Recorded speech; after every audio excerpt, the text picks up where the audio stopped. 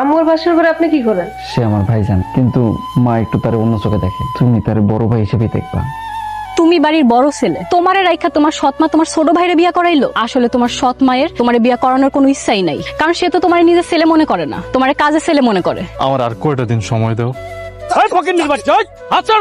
তোর মতো একটা ফকিন্নির পোলার কাছে আমি আমার মাইয়ার বিয়া দেবো? তোর কি আছে? তোর তো কিছুই নাই। তোর বাপের যত সম্পত্তি আছিল সব সম্পত্তি তোর বাপ মইরা যাওয়ার আগে তোর মা লেখা নিয়ে গেছে। আমার ভাই পথের ফকির না, আমার বাপের সম্পত্তি অর্ধেক আমার ভাই পেয়ে। এখন কোন মিমের সাথে সবুজ ভাইয়ের বিয়ে দিতে আপনার আপত্তি আছে? তোমার মুখের কথা তো আমি বিশ্বাস করব না। আগে সবুজের ভাগের অংশ সবুজের নামে লেখা দাও, তারপর আমি চিন্তা করে দেখুম আমার মাইয়ার আমি সবুজের কাছে বিয়া দেবো কিনা। কিভাবে যে বলি, আমাকে হাসান চাচা আছে না, হাসান চাচার মাইয়া মিমরে আমি পছন্দ করি, মিম আমাকে পছন্দ করে। আমরা দুইজনের বিয়ে করতে চাই। আমি চাই যে তুমি হাসান চাচার কাছে বিয়ের প্রস্তাবটা নিয়ে যাও। বিয়া করবি কর, তোর বিয়ার দায়িত্ব আমি নিতে পারবো না। আর শোন, এই বাড়ি ঘর সম্পত্তি সব আমার নামে। বিয়া করলে বউ নিয়ে অন্য বাড়িতে উঠবি, আমার বাড়িতে আইতে পারবি না। আমি বিয়ে করে বউ নিয়ে এই বাড়িতে থাকতে আছি, ভাইজান কেন পারবো না? ভাইজান বিয়ে করে এই বাড়িতে বউ নিয়ে থাকবো।